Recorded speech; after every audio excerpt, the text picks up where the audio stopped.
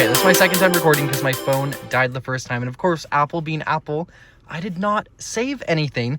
So 20 minutes gone down the drain just like that. But anyways, this is my brand new car, the 2025 Hyundai Elantra Preferred with the tech package, which is how you get the digital display and also the integrated touchscreen and stuff like that. Now, I am going to kind of fly through this because I already recorded this one, so I know exactly what I want to go over. One thing I really like about this interior, though, is flashes like that.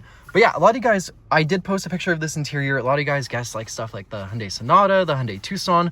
No, I actually got the Hyundai Elantra, which I think is one of the best economy cars you can get. It is the highest rated MPG in its class. I believe this thing gets 35 miles per gallon in the city and 41 on the highway. I've owned this thing for 1 week as of recording this video, so the day before this gets released, and I have gone 779 kilometers. And I have a full tank right now, and it's... Why is my camera not focusing, bro? Okay, there we go. 652. I filled it up like 20 minutes ago. You can get a bit more on this low if you are mainly highway driving. You can like push 700 kilometers out of a full tank. And a full tank is going to cost you just under 70 Canadian dollars. I put premium in this thing because I like the better fuel economy. And I don't know. It's a brand new car. I don't really feel comfortable putting in 87. Although, honestly, you could probably get away with it. Anyways, here's the car. This is what the horn sounds like. Very, very nice aggressive horn and stuff like that. Has like voice commands, modes, phone, volume control. This can flip through songs and stuff like that. Also, this can like navigate. If you hold this down, you can like pop into settings, and you can also, one thing I really like about Hyundai cars, you can disable all the safety features if you don't want them on, and they will stay off until you go back and actually turn them back on. So for a lot of people that hate having like AUB or like automatic blind spot, you can actually disable that stuff. Like I'll go into driving safety here and show it off. So like you can turn all this stuff off, turn off blind spot activity, turn off exit, lane safety, all that type of stuff. One really cool thing, if you guys have played ETS too, you will know this is actually a real thing, and this car has it. So if I drive for too long, the car will tell me to pull over and get some rest. There's also stuff like speed limit assist. I'm a little devil and I make it let me go 10 over the speed limit in cruise control. And a lot of you guys were questioning, Blubber, why would you get a car without a gauge cluster? Well, it's actually fully digital, and you can actually change... that is not the right setting. So there are a lot of options. You can link it to drive mode, which this car has 3 drive modes. I have it in smart, which kind of... It just follows how you drive and makes the car the best to how you want to drive it. There's also stuff like normal, and there's also sport, which gives you these cool gauge clusters. But I always keep it in smart, and also you can always just choose what gauge cluster you want to have. So you don't need to be in the specific drive mode, but I like to keep it in the cube one because I think it's cool and futuristic. I don't know. I like it the most. Yeah, this thing is an IVT transmission, which means it's like a intelligent CVT basically.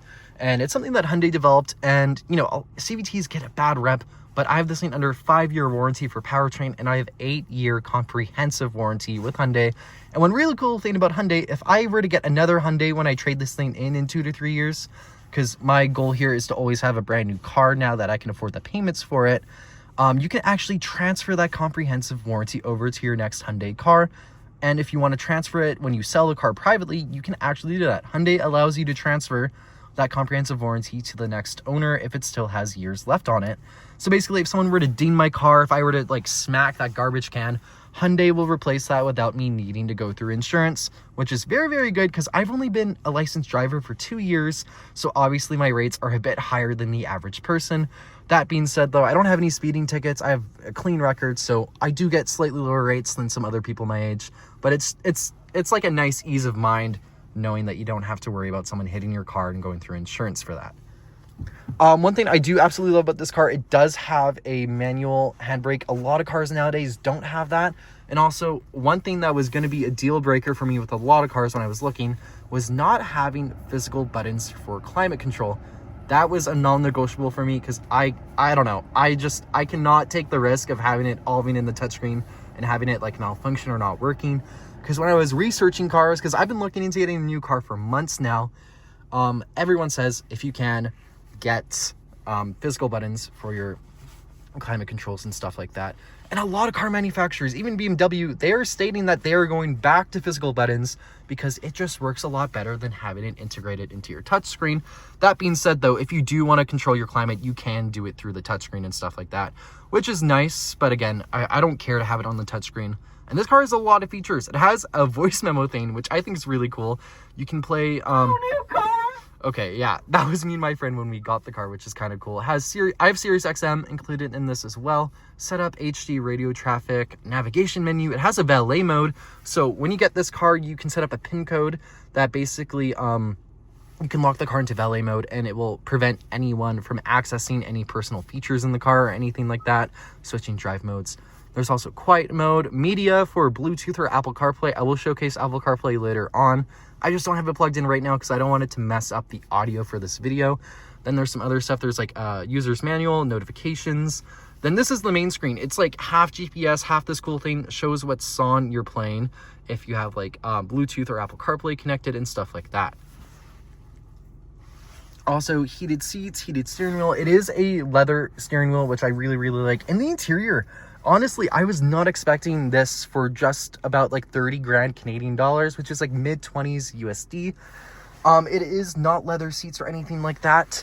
But honestly, when you live in a semi-desert like I do, you can expect summers to be around like 35, 40 degrees Celsius. So you don't want leather seats in that. Also comes with a sunroof as well if you're into that kind of thing. I really like the sunroof. I wanted a sunroof for a car if I'm paying this much for it. So that is why I went ahead and got the trim with the sunroof. Here it is. Again, I'm sorry, it is pretty wet. Unfortunately, the self-serve car washes don't actually have, you know, they don't actually have like dryers and stuff, so I just tried gunning it. And this thing's actually pretty quick. It is equipped with an IVT transmission, which is very, very sick. All of it. I do like the rear end. So if you guys didn't know, this thing was facelifted for the 2024 model year. This is the 2025. Okay, that's my dog Apollo. Apologies for that. But one thing about like facelifts and new generations and stuff like that, you never want to get the first year of it because that's where all the issues are. So always get the second or third year of a generation or facelift. I'm actually just finding out there's like this little cubby thing right here. I had no idea that was a thing. And also, if you can't already notice, there's ambient lighting. Obviously, it's not dark out, so you can't really notice it yet. Amber flashers, turning lights, signals are down here. Which, you know, it's a desired taste. Not personally my favorite thing. I think they do it pretty well in this car though. And I'll show you guys the rear end as well. The rear end, obviously, it's a lot more conventional. Blinkers on the actual taillights and stuff like that. Hey guys, future Blubber here. I thought I should quickly do like what it looks like in the nighttime because I know a lot of people are going to be asking me that regardless. So yeah, here's the car at nighttime. As you can see, the full dynamic lighting is in effect. I will put up a quick clip of like what it looks like with CarPlay and stuff like that. But when you are connected to Bluetooth with these cars, it can mess up your recording audio. So hey, I figured I would just quickly show what it looks like in the dark. One really cool thing about this car is I really like the lights. They're like really subtle, very low key. And yeah, here it is, like the lights on. Very nice view of the city over there.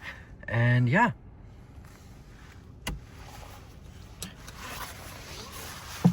I also figured we should just quickly step out, see what this thing looks like in the night.